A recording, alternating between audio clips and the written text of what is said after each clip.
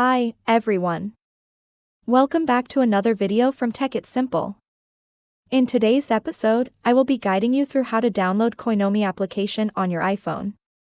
So, without wasting much of our time, let's dive into the video. So, the first thing to do is to make sure that your device is connected to a stable internet. Once it is done, tap open your App Store.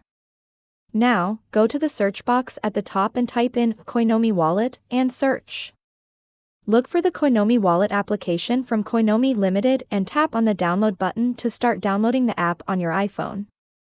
Coinomi is a cryptocurrency wallet that allows users to store, manage, and exchange a variety of cryptocurrencies. Wait until the Coinomi Wallet app installs on your device and you can simply launch it open and get started. Tap on Open, and there you have successfully downloaded and installed Coinomi Wallet on your iPhone. So, that is how it's easily done.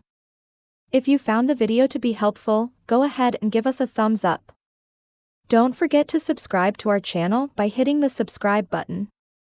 Also, press on the notification bell icon so that you'll never miss another upcoming upload from us.